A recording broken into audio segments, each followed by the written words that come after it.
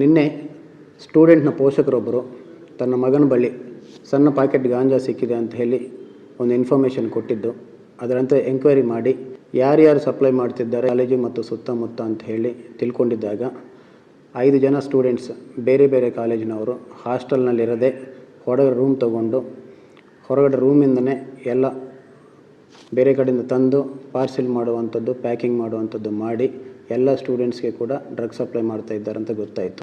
ಇವರು ಸಪ್ಲೈ ಮಾಡ್ತಿದ್ದಂಥ ಲಿಸ್ಟಲ್ಲಿ ಒಂದು 6 ಕಾಲೇಜಿಂದ ಸುಮಾರು 40 ಜನ ಸ್ಟೂಡೆಂಟ್ಸ್ ಮತ್ತೊಂದು 10 ಜನ ಬೇರೆ ಬೇರೆ ಹೊರಗಿನವರು ಕೂಡ ಇದ್ದಾರೆ ಅಂತ ಗೊತ್ತಾಗಿದೆ.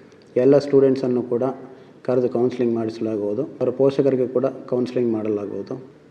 ಎಲ್ಲ ಪೋಷಕರಿಗೆ ಕೂಡ ನಿಮ್ಮ ಮಕ್ಕಳ ಬಿಹೇವಿಯರಲ್ಲಿ ಏನಾದರೂ ಬಿಹೇವಿಯರ್ ಚೇಂಜಸ್ ಬರ್ತಾ ಇದ್ದರೆ ಅದನ್ನು ಗಮನಿಸ್ತಾ ಇರಬೇಕು. ಏನಾದರೂ ಚೇಂಜ್ ಇದ್ದು ಪ್ರಾಬ್ಲಮ್ ಇದ್ದರೆ ಪೊಲೀಸರಿಗೆ ತಿಳಿಸಿ.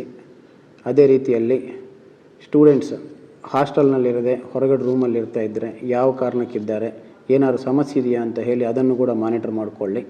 ಪೋಷಕರು ಮತ್ತು ಕಾಲೇಜಿನವರು ಕೂಡ ಸೇರಿ ಮಾನಿಟರ್ ಮಾಡಿಕೊಂಡಿದ್ದರೆ ಇಂಥ ಪ್ರಾಬ್ಲಮ್ ಬರದೇ ಇರ್ತದೆ. ಯಾವುದೇ ಇನ್ಫಾರ್ಮೇಷನು ಅಥವಾ ಅನುಮಾನ ನಿಮಗೆ ಬಂದ ತಕ್ಷಣ ಪೊಲೀಸ್ ಸ್ಟೇಷನ್ಗೆ ಬಂದರೆ ಪ್ರಾಬ್ಲಮ್ಸ್ ಕಂಪ್ಲೀಟಾಗಿ ಸಾಲ್ವ್ ಮಾಡಲಿಕ್ಕೆ ಅವಕಾಶ ಇರ್ತದೆ. Thank you.